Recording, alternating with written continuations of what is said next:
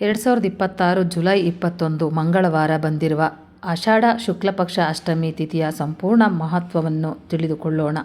ಈ ತಿಥಿಯಲ್ಲಿ ಯಾವ ದೇವರನ್ನು ಪೂಜಿಸಬೇಕು, ಯಾವ ಸಮಯದಲ್ಲಿ ಪೂಜೆ ಮಾಡಿದರೆ ಹೆಚ್ಚಿನ ಫಲ ಸಿಗುತ್ತದೆ, ಯಾವ ವಸ್ತುಗಳನ್ನು ಅರ್ಪಿಸಬೇಕು, ಯಾವ ತಪ್ಪುಗಳನ್ನು ಮಾಡಬಾರದು, ಈ ದಿನದ ಪೂಜೆಯಿಂದ ಯಾವ ರೀತಿಯ ಫಲಗಳು ದೊರೆಯುತ್ತವೆ, ಈ ಎಲ್ಲ ಮಾಹಿತಿಯನ್ನು ಈ ವಿಡಿಯೋದಲ್ಲಿ ತಿಳಿದುಕೊಳ್ಳೋಣ. ಅಷ್ಟಮಿ ತಿಥಿಯ ಮಹತ್ವ. ಹಿಂದೂ ಧರ್ಮದಲ್ಲಿ ಪ್ರತಿಯೊಂದು ತಿಥಿಗೂ ತನ್ನದೇ ಆದ ವಿಶೇಷತೆ ಇದೆ. ಅವುಗಳಲ್ಲಿ ಅಷ್ಟಮಿ ತಿಥಿ ದೇವತೆಯ ಆರಾಧನೆಗೆ ಅತ್ಯಂತ ಶ್ರೇಷ್ಠವಾದ ದಿನವಾಗಿದೆ ಎಂದು ಪರಿಗಣಿಸಲಾಗಿದೆ. ವಿಶೇಷವಾಗಿ ದುರ್ಗಾದೇವಿ, ಮಹಾಲಕ್ಷ್ಮಿ, ಪಾರ್ವತಿ ದೇವಿ ಹಾಗೂ ಶ್ರೀಕೃಷ್ಣನ ಆರಾಧನೆಗೆ ಅಷ್ಟಮಿ ಬಹಳ ಮಂಗಳಕರ. ಶಾಸ್ತ್ರಗಳ ಪ್ರಕಾರ ಅಷ್ಟಮಿ ತಿಥಿಯಲ್ಲಿ ಭಕ್ತಿಯಿಂದ ದೇವಿಯನ್ನು ಪೂಜಿಸಿದರೆ ಮನೆಯಲ್ಲಿ ಶಾಂತಿ ನೆಲೆಸುತ್ತದೆ, ನಕಾರಾತ್ಮಕ ಶಕ್ತಿಗಳು ದೂರವಾಗುತ್ತವೆ, ಆರೋಗ್ಯ, ಐಶ್ವರ್ಯ ಹಾಗೂ ಸುಖ ಸಮೃದ್ಧಿ ಹೆಚ್ಚುತ್ತದೆ, ಕುಟುಂಬದಲ್ಲಿ ಸಂತೋಷ ಮತ್ತು ಒಗ್ಗಟ್ಟು ವೃದ್ಧಿಯಾಗುತ್ತದೆ. 2026ರ ಅಷ್ಟಮಿ ತಿಥಿಯ ಸಮಯ. 2026ರ ಜುಲೈ 21ರಂದು ಅಷ್ಟಮಿ ತಿಥಿ ಆರಂಭವಾಗಿ ಜುಲೈ 22ರವರೆಗೆ ಮುಂದುವರಿಯುತ್ತದೆ. ಸ್ಥಳಾನುಸಾರ ಸಮಯದಲ್ಲಿ ಸ್ವಲ್ಪ ವ್ಯತ್ಯಾಸ ಇರಬಹುದು. ಆದ್ದರಿಂದ ನಿಮ್ಮ ಊರಿನ ಪಂಚಾಂಗವನ್ನು ಒಮ್ಮೆ ಪರಿಶೀಲಿಸಿ ಅದಕ್ಕೆ ಅನುಗುಣವಾಗಿ ಪೂಜೆ ಮಾಡುವುದು ಉತ್ತಮ. ಪೂಜೆಗೆ ಬೇಕಾಗುವ ಸಾಮಗ್ರಿಗಳು. ಪೂಜೆ ಆರಂಭಿಸುವ ಮೊದಲು ಈ ವಸ್ತುಗಳನ್ನು ಸಿದ್ಧಪಡಿಸಿಕೊಳ್ಳಿ: ಅರಿಶಿಣ, ಕುಂಕುಮ, ಅಕ್ಷತೆ, ಹೂಗಳು, ತುಪ್ಪದ ದೀಪ, ಕರ್ಪೂರ, ತೆಂಗಿನಕಾಯಿ, ಹಣ್ಣುಗಳು, ನೈವೇದ್ಯಕ್ಕೆ ಸಿಹಿ ಪದಾರ್ಥ, ಕುಡಿಯುವ ನೀರು, ತಾಂಬೂಲ, ದೇವಿಯ ಚಿತ್ರ ಅಥವಾ ವಿಗ್ರಹ. ಪೂಜೆಗೂ ಮುನ್ನ ಮಾಡಬೇಕಾದದ್ದು: ಬೆಳಿಗ್ಗೆ ಬೇಗ ಎದ್ದು ಸ್ನಾನ ಮಾಡಿ ಸ್ವಚ್ಛವಾದ ಬಟ್ಟೆ ಧರಿಸಿ ಪೂಜಾ ಕೋಣೆಯನ್ನು ಸ್ವಚ್ಛಗೊಳಿಸಿ ದೀಪ ಹಚ್ಚಿ ದೇವರಿಗೆ ನಮಸ್ಕಾರ ಮಾಡಿ ಮನಸ್ಸನ್ನು ಶಾಂತವಾಗಿಟ್ಟುಕೊಂಡು ಯಾವುದೇ ಕೋಪ, ಅಸೂಯೆ ಅಥವಾ ದ್ವೇಷವಿಲ್ಲದೆ ಭಕ್ತಿಯಿಂದ ಪೂಜೆಗೆ ಸಿದ್ಧರಾಗಿ ಸಂಕಲ್ಪ. ಕೈಯಲ್ಲಿ ನೀರು, ಹೂವು ಹಾಗೂ ಅಕ್ಷತೆ ಹಿಡಿದು ಹೀಗೆ ಸಂಕಲ್ಪ ಮಾಡಬಹುದು: ಇಂದು ಆಷಾಢ ಶುಕ್ಲಪಕ್ಷ ಅಷ್ಟಮಿ ಪುಣ್ಯತಿಥಿಯಲ್ಲಿ ಶ್ರೀ ದುರ್ಗಾದೇವಿ ಹಾಗೂ ಶ್ರೀ ಮಹಾಲಕ್ಷ್ಮಿಯ ಅನುಗ್ರಹಕ್ಕಾಗಿ, ನಮ್ಮ ಕುಟುಂಬದ ಆರೋಗ್ಯ, ಐಶ್ವರ್ಯ, ಸುಖ, ಶಾಂತಿ ಮತ್ತು ಸರ್ವಮಂಗಳಕ್ಕಾಗಿ ಈ ಪೂಜೆಯನ್ನು ಭಕ್ತಿಯಿಂದ ನೆರವೇರಿಸುತ್ತಿದ್ದೇನೆ. ಮೊದಲು ಪೂಜಾ ಸ್ಥಳದಲ್ಲಿ ದೇವಿ ದುರ್ಗೆ, ಮಹಾಲಕ್ಷ್ಮಿ ಅಥವಾ ನಿಮ್ಮ ಮನೆಯಲ್ಲಿ ಆರಾಧಿಸುವ ದೇವಿಯ ಚಿತ್ರ ಅಥವಾ ವಿಗ್ರಹವನ್ನು ಸ್ವಚ್ಛವಾಗಿ ಪ್ರತಿಷ್ಠಾಪಿಸಿ ಅದರ ಮುಂದೆ ಒಂದು ದೀಪವನ್ನು ಹಚ್ಚಿ, ಸಾಧ್ಯವಾದರೆ ತುಪ್ಪದ ದೀಪವನ್ನು ಹಚ್ಚುವುದು ಅತ್ಯಂತ ಶುಭಕರ ಎಂದು ಪರಿಗಣಿಸಲಾಗುತ್ತದೆ. ನಂತರ ಅಗರಬತ್ತಿ ಅಥವಾ ಧೂಪವನ್ನು ಬೆಳಗಿಸಿ ಮನೆಯಲ್ಲಿರುವ ಎಲ್ಲರೂ ಭಕ್ತಿಯಿಂದ ದೇವರಿಗೆ ನಮಸ್ಕಾರ ಮಾಡಿ ಆಚಮನ ಮತ್ತು ಗಣಪತಿ ಪ್ರಾರ್ಥನೆ. ಯಾವುದೇ ಪೂಜೆ ಆರಂಭಿಸುವ ಮೊದಲು ಶ್ರೀ ಗಣೇಶನನ್ನು ಸ್ಮರಿಸುವುದು ಶುಭ. ಹೀಗೆ ಪ್ರಾರ್ಥಿಸಿ: ಓಂ ಶ್ರೀ ಗಣೇಶಾಯ ನಮಃ 11 ಬಾರಿ. ನಂತರ ನಿಮ್ಮ ಇಷ್ಟದೇವತೆಯನ್ನು ಸ್ಮರಿಸಿ ಪೂಜೆ ಯಾವುದೇ ವಿಘ್ನವಿಲ್ಲದೆ ನೆರವೇರಲಿ ಎಂದು ಪ್ರಾರ್ಥಿಸಿ. ಈಗ ದೇವಿಗೆ ಕ್ರಮವಾಗಿ ಅರ್ಪಿಸಿ: ಅರಿಶಿಣ, ಕುಂಕುಮ, ಅಕ್ಷತೆ, ಹೂಗಳು, ಹಾರ, ಹಣ್ಣುಗಳು, ತೆಂಗಿನಕಾಯಿ, ತಾಂಬೂಲ. ಪ್ರತಿ ಅರ್ಪಣೆಯ ಸಮಯದಲ್ಲಿ ಭಕ್ತಿಯಿಂದ ಹೀಗೆ ಹೇಳಿ: ಓಂ ದುರ್ಗಾಯಿ ನಮಃ ಅಥವಾ ಓಂ ಶ್ರೀ ಮಹಾಲಕ್ಷ್ಮೀ ನಮಃ. ಮಂತ್ರ ಜಪ. ಅಷ್ಟಮಿ ದಿನ ಈ ಸರಳ ಮಂತ್ರವನ್ನು 11, 21 ಅಥವಾ 108 ಬಾರಿ ಜಪಿಸಬಹುದು. ಓಂ ಧುಂ ದುರ್ಗಾಹೈ ನಮಃ. ಮಹಾಲಕ್ಷ್ಮಿಯ ಅನುಗ್ರಹಕ್ಕಾಗಿ ಓಂ ಶ್ರೀ ಮಹಾಲಕ್ಷ್ಮೀ ನಮಃ ಮಂತ್ರ ಜಪಿಸುವಾಗ ಮನಸ್ಸು ಶಾಂತವಾಗಿರಲಿ. ಸಂಖ್ಯೆಗಿಂತ ಭಕ್ತಿಯೇ ಮುಖ್ಯ. ನೈವೇದ್ಯ. ದೇವಿಗೆ ನಿಮ್ಮ ಸಾಮರ್ಥ್ಯಕ್ಕೆ ತಕ್ಕಂತೆ ನೈವೇದ್ಯವನ್ನು ಅರ್ಪಿಸಿ. ಉದಾಹರಣೆಗೆ ಪಾಯಸ, ಸಕ್ಕರೆ ಪೊಂಗಲ್, ಹಣ್ಣುಗಳು, ಬೆಲ್ಲ, ಪಂಚಾಮೃತ. ಅರ್ಪಿಸುವಾಗ ಹೀಗೆ ಪ್ರಾರ್ಥಿಸಿ: ಅಮ್ಮ, ನಮ್ಮ ಮನೆಯಲ್ಲಿ ಸದಾ ಸುಖ, ಶಾಂತಿ, ಆರೋಗ್ಯ ಮತ್ತು ಐಶ್ವರ್ಯ ನೆಲೆಸುವಂತೆ ಅನುಗ್ರಹಿಸು. ದೀಪಾರಾಧನೆ. ನೈವೇದ್ಯದ ನಂತರ ಕರ್ಪೂರ ಅಥವಾ ದೀಪದಿಂದ ಆರತಿ ಮಾಡಿ. ಆರತಿ ಮಾಡುವಾಗ ಮನೆಯ ಸದಸ್ಯರೆಲ್ಲರೂ ಸೇರಿ ದೇವಿಯನ್ನು ಸ್ಮರಿಸಿ. ನಂತರ ನಮಸ್ಕಾರ ಮಾಡಿ ಆಶೀರ್ವಾದ ಪಡೆಯಿರಿ. ಪೂಜೆಯ ನಂತರ ನೈವೇದ್ಯವನ್ನು ಪ್ರಸಾದವಾಗಿ ಕುಟುಂಬದ ಎಲ್ಲರಿಗೂ ಹಂಚಿ. ಸಾಧ್ಯವಾದರೆ ಆ ದಿನ ಬಡವರಿಗೆ ಅನ್ನ, ಹಣ್ಣು ಅಥವಾ ಅಗತ್ಯವಿರುವ ವಸ್ತುಗಳನ್ನು ದಾನ ಮಾಡಿ. ದಾನವನ್ನು ಹಿಂದೂ ಸಂಪ್ರದಾಯದಲ್ಲಿ ಪುಣ್ಯಕರ ಕಾರ್ಯವೆಂದು ಪರಿಗಣಿಸಲಾಗುತ್ತದೆ. ಈ ಪವಿತ್ರ ದಿನದಲ್ಲಿ ಉಪವಾಸವನ್ನು ಹೇಗೆ ಆಚರಿಸಬೇಕು, ಯಾವ ಪರಿಹಾರವನ್ನು ಮಾಡಬಹುದು ಮತ್ತು ಯಾವ ಕಾರ್ಯಗಳನ್ನು ತಪ್ಪಿಸಬೇಕು ಎಂಬುದನ್ನು ತಿಳಿಯೋಣ. ಅಷ್ಟಮಿ ದಿನ ಉಪವಾಸದ ಮಹತ್ವ. ಅಷ್ಟಮಿ ದಿನ ಭಕ್ತಿಯಿಂದ ಉಪವಾಸ ಮಾಡುವುದು ಮನಸ್ಸಿಗೆ ಏಕಾಗ್ರತೆ ನೀಡುತ್ತದೆ ಎಂದು ಧಾರ್ಮಿಕ ಸಂಪ್ರದಾಯಗಳಲ್ಲಿ ಹೇಳಲಾಗಿದೆ. ಆರೋಗ್ಯಕ್ಕೆ ಅನುಕೂಲವಾದವರು ಪೂರ್ಣ ಉಪವಾಸ ಮಾಡಬಹುದು. ಸಾಧ್ಯವಾಗದವರು ಹಣ್ಣು, ಹಾಲು ಅಥವಾ ಸಾತ್ವಿಕ ಆಹಾರವನ್ನು ಸೇವಿಸಿ ಭಕ್ತಿಯಿಂದ ಪೂಜೆ ಮಾಡಬಹುದು. ಗಮನಿಸಿ, ಆರೋಗ್ಯ ಸಮಸ್ಯೆ ಇರುವವರು, ಗರ್ಭಿಣಿಯರು, ವಯೋವೃದ್ಧರು ಅಥವಾ ವೈದ್ಯರ ಸಲಹೆ ಅಗತ್ಯವಿರುವವರು ತಮ್ಮ ಆರೋಗ್ಯಕ್ಕೆ ಅನುಗುಣವಾಗಿ ಉಪವಾಸ ಆಚರಿಸುವುದು ಉತ್ತಮ.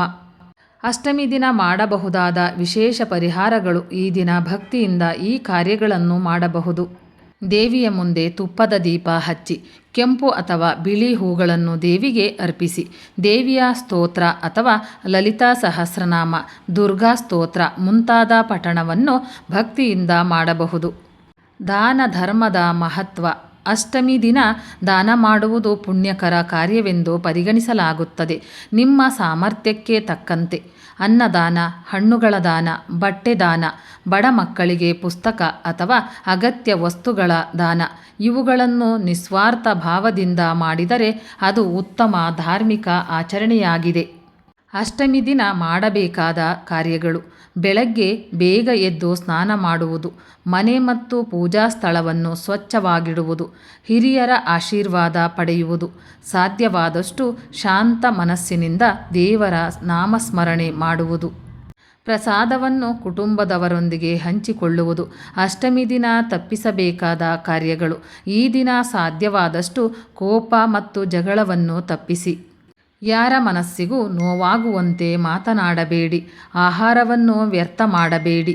ಸುಳ್ಳು ಹೇಳುವುದು ಅಥವಾ ಇತರರಿಗೆ ಅನ್ಯಾಯ ಮಾಡುವುದು ದೂರವಿಡಿ. ಪೂಜೆಯ ಸಮಯದಲ್ಲಿ ಮನಸ್ಸನ್ನು ಚಂಚಲವಾಗಿರಿಸದೆ ಭಕ್ತಿಯಿಂದ ಇರಲು ಪ್ರಯತ್ನಿಸಿ. ಅಷ್ಟಮಿಯ ನಿಜವಾದ ಸಂದೇಶ.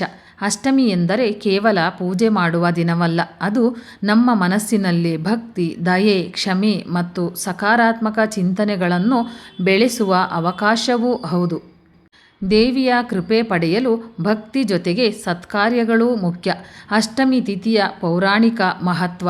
ಸನಾತನ ಧರ್ಮದಲ್ಲಿ ಅಷ್ಟಮಿ ತಿಥಿಯನ್ನು ಆದಿಶಕ್ತಿ ದೇವಿಯ ಆರಾಧನೆಗೆ ಅತ್ಯಂತ ಪವಿತ್ರ ದಿನವೆಂದು ಪರಿಗಣಿಸಲಾಗಿದೆ. ದುರ್ಗಾದೇವಿಯು ಮಹಿಷಾಸುರನಂತಹ ದುಷ್ಟಶಕ್ತಿಗಳನ್ನು ಸಂಹರಿಸಿ ಧರ್ಮವನ್ನು ರಕ್ಷಿಸಿದ ಕತೆ. ದೇವಿಯ ಶಕ್ತಿ, ಧೈರ್ಯ ಮತ್ತು ಧರ್ಮದ ವಿಜಯದ ಸಂಕೇತವಾಗಿದೆ. ಅಷ್ಟಮಿ ದಿನ ದೇವಿಯನ್ನು ಸ್ಮರಿಸುವುದರಿಂದ ನಮ್ಮೊಳಗಿನ ಭಯ, ಅಹಂಕಾರ, ಕೋಪ ಮತ್ತು ನಕಾರಾತ್ಮಕ ಚಿಂತನೆಗಳನ್ನು ಜಯಿಸುವ ಪ್ರೇರಣೆ ದೊರೆಯುತ್ತದೆ ಎಂದು ಭಕ್ತರು ನಂಬುತ್ತಾರೆ. ದೇವಿಯ 9 ರೂಪಗಳು. ಶಾಸ್ತ್ರಗಳಲ್ಲಿ ದೇವಿಯ ಅನೇಕ ರೂಪಗಳನ್ನು ವರ್ಣಿಸಲಾಗಿದೆ. ದುರ್ಗಾ, ಮಹಾಲಕ್ಷ್ಮಿ ಮತ್ತು ಮಹಾಸರಸ್ವತಿ ಈ 3 ಶಕ್ತಿಗಳು ಜೀವನದ 3 ಮುಖ್ಯ ಆಶೀರ್ವಾದಗಳನ್ನು ಸೂಚಿಸುತ್ತವೆ. ದುರ್ಗಾದೇವಿ ಧೈರ್ಯ ಮತ್ತು ಸ್ಮರಣೆ, ಮಹಾಲಕ್ಷ್ಮಿ ಐಶ್ವರ್ಯ ಮತ್ತು ಸಮೃದ್ಧಿ, ಮಹಾಸರಸ್ವತಿ ಜ್ಞಾನ ಮತ್ತು ವಿದ್ಯೆ. ಅಷ್ಟಮಿ ದಿನ ಭಕ್ತಿಯಿಂದ ಇವರನ್ನು ಸ್ಮರಿಸುವುದು ಶುಭಕರವೆಂದು ಪರಿಗಣಿಸಲಾಗುತ್ತದೆ. ಅಷ್ಟಮಿ ನಮಗೆ ಕಲಿಸುವ ಜೀವನ ಪಾಠ. ಸ್ನೇಹಿತರೆ, ಅಷ್ಟಮಿ ಕೇವಲ ಒಂದು ತಿಥಿಯಲ್ಲ, ಅದು ನಮಗೆ ಜೀವನದಲ್ಲಿ ಕೆಲವು ಅಮೂಲ್ಯ ಪಾಠಗಳನ್ನು ಕಲಿಸುತ್ತದೆ. ಕಷ್ಟ ಬಂದಾಗ ಧೈರ್ಯ ಕಳೆದುಕೊಳ್ಳಬಾರದು. ಯಾವಾಗಲೂ ಸತ್ಯ ಮತ್ತು ಧರ್ಮದ ಮಾರ್ಗದಲ್ಲಿ ನಡೆಯಬೇಕು. ಇತರರಿಗೆ ಸಹಾಯ ಮಾಡುವ ಮನೋಭಾವ ಬೆಳೆಸಿಕೊಳ್ಳಬೇಕು. ದೇವರ ಮೇಲೆ ನಂಬಿಕೆ ಇಟ್ಟು ಉತ್ತಮ ಕಾರ್ಯಗಳನ್ನು ಮಾಡಬೇಕು. ಇವುಗಳನ್ನು ಜೀವನದಲ್ಲಿ ಅಳವಡಿಸಿಕೊಂಡಾಗಲೇ ಪೂಜೆಯ ನಿಜವಾದ ಅರ್ಥ ಸಾರ್ಥಕವಾಗುತ್ತದೆ. ಭಕ್ತಿಯ ನಿಜವಾದ ಅರ್ಥ. ಕೆಲವರು ದೊಡ್ಡ ದೊಡ್ಡ ಪೂಜೆ ಮಾಡಿದರೆ ಮಾತ್ರ ದೇವರ ಕೃಪೆ ಸಿಗುತ್ತದೆ ಎಂದು ಭಾವಿಸುತ್ತಾರೆ. ಆದರೆ ಶಾಸ್ತ್ರಗಳ ಸಂದೇಶವೇನೆಂದರೆ ನಿಷ್ಕಪಟ ಭಕ್ತಿ, ಸತ್ಕಾರ್ಯ ಮತ್ತು ಸದಾಚಾರ ಅತ್ಯಂತ ಮುಖ್ಯ. ಒಂದು ದೀಪವನ್ನು ಭಕ್ತಿಯಿಂದ ಹಚ್ಚಿದರೂ, ಒಂದು ಹೂವನ್ನು ಪ್ರೀತಿಯಿಂದ ಅರ್ಪಿಸಿದರೂ ದೇವರು ಭಕ್ತಿಯನ್ನೇ ಸ್ವೀಕರಿಸುತ್ತಾನೆ ಎಂಬುದು ನಮ್ಮ ಪರಂಪರೆಯ ಸಂದೇಶ. ಕುಟುಂಬದೊಂದಿಗೆ ಪೂಜೆ ಮಾಡುವ ಮಹತ್ವ. ಅಷ್ಟಮಿ ದಿನ ಕುಟುಂಬದ ಎಲ್ಲರೂ ಸೇರಿ ಪೂಜೆ ಮಾಡಿದರೆ ಮನೆಯಲ್ಲಿ ಭಕ್ತಿ ಮತ್ತು ಒಗ್ಗಟ್ಟು ಹೆಚ್ಚುತ್ತದೆ. ಮಕ್ಕಳಿಗೆ ನಮ್ಮ ಸಂಸ್ಕೃತಿ ಮತ್ತು ಸಂಪ್ರದಾಯಗಳನ್ನು ಪರಿಚಯಿಸುವ ಉತ್ತಮ ಅವಕಾಶವೂ ಇದಾಗಿದೆ. ಕುಟುಂಬದೊಂದಿಗೆ ದೇವರ ನಾಮಸ್ಮರಣೆ, ಭಜನೆ ಅಥವಾ ಸ್ತೋತ್ರ ಪಠಣ ಮಾಡುವುದರಿಂದ ಆಧ್ಯಾತ್ಮಿಕ ವಾತಾವರಣ ನಿರ್ಮಾಣವಾಗುತ್ತದೆ. ಇಲ್ಲಿಯವರೆಗೆ ನಾವು ಆಷಾಢ ಶುಕ್ಲ ಪಕ್ಷ ಅಷ್ಟಮಿ ಮಹತ್ವ, ಪೂಜಾ ವಿಧಾನ, ಉಪವಾಸ, ದಾನ ಧರ್ಮ ಮತ್ತು ಪೌರಾಣಿಕ ಹಿನ್ನೆಲೆಯನ್ನು ತಿಳಿದುಕೊಂಡೆವು. ಈಗ ಈ ಪವಿತ್ರ ತಿಥಿಯ ಪೂಜೆಯಿಂದ ದೊರೆಯುವ ಫಲಗಳು ಮತ್ತು ನಮ್ಮ ಜೀವನಕ್ಕೆ ಸಿಗುವ ಆಧ್ಯಾತ್ಮಿಕ ಸಂದೇಶಗಳನ್ನು ತಿಳಿದುಕೊಳ್ಳೋಣ. ಅಷ್ಟಮಿ ಪೂಜೆಯ ಫಲಗಳು. ಶಾಸ್ತ್ರಗಳ ಪ್ರಕಾರ ಭಕ್ತಿಯಿಂದ ಅಷ್ಟಮಿ ದಿನ ದೇವಿಯ ಆರಾಧನೆ ಮಾಡಿದರೆ ಹಲವು ಶುಭ ಫಲಗಳು ದೊರೆಯುತ್ತವೆ ಎಂದು ನಂಬಲಾಗಿದೆ. ಮನೆಯಲ್ಲಿ ಶಾಂತಿ ಮತ್ತು ನೆಮ್ಮದಿ ನೆಲೆಸುತ್ತದೆ. ಸಕಾರಾತ್ಮಕ ಚಿಂತನೆ ಹೆಚ್ಚುತ್ತದೆ. ಕುಟುಂಬದಲ್ಲಿ ಪ್ರೀತಿ, ವಿಶ್ವಾಸ ಮತ್ತು ಒಗ್ಗಟ್ಟು ವೃದ್ಧಿಯಾಗುತ್ತದೆ. ಉತ್ತಮ ಕಾರ್ಯಗಳನ್ನು ಮಾಡುವ ಧೈರ್ಯ ಮತ್ತು ಆತ್ಮವಿಶ್ವಾಸ ಹೆಚ್ಚುತ್ತದೆ. ದೇವಿಯ ಕೃಪೆಯಿಂದ ಜೀವನದಲ್ಲಿ ಶುಭ ಕಾರ್ಯಗಳಿಗೆ ಅನುಕೂಲಕರ ವಾತಾವರಣ ನಿರ್ಮಾಣವಾಗುತ್ತದೆ ಎಂದು ಭಕ್ತರು ನಂಬುತ್ತಾರೆ. ದೇವಿಯ ಆಶೀರ್ವಾದ ಪಡೆಯುವ ಸರಳ ಮಾರ್ಗ. ದೇವಿಯ ಕೃಪೆ ಪಡೆಯಲು ದೊಡ್ಡ ದೊಡ್ಡ ಪೂಜೆಗಳೇ ಅಗತ್ಯವಿಲ್ಲ. ಪ್ರತಿದಿನ ದೇವರನ್ನು ಸ್ಮರಿಸಿ ಸತ್ಯದ ಮಾರ್ಗದಲ್ಲಿ ನಡೆಯಿರಿ. ಯಾರಿಗೂ ಮೋಸ ಮಾಡಬೇಡಿ. ಹಸಿದವರಿಗೆ ಅನ್ನ ನೀಡಿ. ಹಿರಿಯರನ್ನು ಗೌರವಿಸಿ. ಬಡವರಿಗೆ ನಿಮ್ಮ ಸಾಮರ್ಥ್ಯಕ್ಕೆ ತಕ್ಕಂತೆ ಸಹಾಯ ಮಾಡಿ. ಇಂತಹ ಸತ್ಕಾರ್ಯಗಳೇ ನಿಜವಾದ ದೇವಿ ಆರಾಧನೆ. ಜೀವನಕ್ಕೆ ಸಂದೇಶ. ಸ್ನೇಹಿತರೆ, ಪ್ರತಿಯೊಂದು ಅಷ್ಟಮಿ ನಮಗೆ ಒಂದು ಮಹತ್ವದ ಪಾಠವನ್ನು ಕಲಿಸುತ್ತದೆ. ಕತ್ತಲೆ ಎಷ್ಟೇ ಗಾಢವಾಗಿದ್ದರೂ ಬೆಳಕು ಖಂಡಿತ ಬರುತ್ತದೆ. ಅದೇ ರೀತಿ ಜೀವನದಲ್ಲಿ ಎಷ್ಟೇ ಕಷ್ಟಗಳು ಬಂದರೂ ಧೈರ್ಯ, ಭಕ್ತಿ ಮತ್ತು ಸತ್ಕಾರ್ಯಗಳಿಂದ ಅವುಗಳನ್ನು ಎದುರಿಸಬಹುದು. ದೇವಿಯ ಮೇಲಿನ ಭಕ್ತಿ ನಮ್ಮಲ್ಲಿ ಆತ್ಮವಿಶ್ವಾಸವನ್ನು ಬೆಳೆಸುತ್ತದೆ ಮತ್ತು ಉತ್ತಮ ಜೀವನದತ್ತ ನಮ್ಮನ್ನು ನಡೆಸುತ್ತದೆ. ಸಮಾಪನ ಪ್ರಾರ್ಥನೆ. ಬನ್ನಿ ಎಲ್ಲರೂ ಸೇರಿ ದೇವಿಯನ್ನು ಪ್ರಾರ್ಥಿಸೋಣ. ಓಂ ಸರ್ವಮಂಗಳ ಮಾಂಗಲ್ಯೆ ಶಿವೆ ಸರ್ವಾರ್ಥ ಸಾಧಿಕೆ ಶರಣ್ಯೇ ತ್ರ್ಯಂಬಕೆ ಗೌರಿ ನಾರಾಯಣಿ ನಮೋಸ್ತುತೆ. ಅಮ್ಮ ದುರ್ಗಾದೇವಿ, ಮಹಾಲಕ್ಷ್ಮೀ ದೇವಿ, ನಮ್ಮ ಕುಟುಂಬದ ಮೇಲೆ ಸದಾ ಕರುಣೆ ತೋರಿ. ಎಲ್ಲರಿಗೂ ಉತ್ತಮ ಆರೋಗ್ಯ, ಸುಖ, ಶಾಂತಿ, ಐಶ್ವರ್ಯ ಮತ್ತು ಸದ್ಬುದ್ಧಿಯನ್ನು ಕರುಣಿಸು. ಲೋಕದ ಎಲ್ಲ ಜೀವಿಗಳು ಸುಖವಾಗಿರಲಿ. ಸರ್ವೇ ಜನ ಸುಖಿನೋ ಭವಂತು.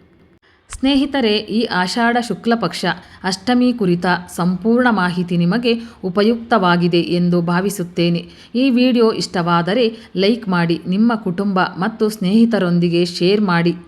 ಇಂತಹ ಧಾರ್ಮಿಕ, ಆಧ್ಯಾತ್ಮಿಕ ಮತ್ತು ಪಂಚಾಂಗದ ಮಾಹಿತಿಗಾಗಿ ನಮ್ಮ ಚಾನೆಲ್ ಅನ್ನು ಸಬ್ಸ್ಕ್ರೈಬ್ ಮಾಡಿ ಮತ್ತು ಬೆಲ್ ಐಕನ್ನು ಒತ್ತುವುದನ್ನು ಮರೆಯಬೇಡಿ.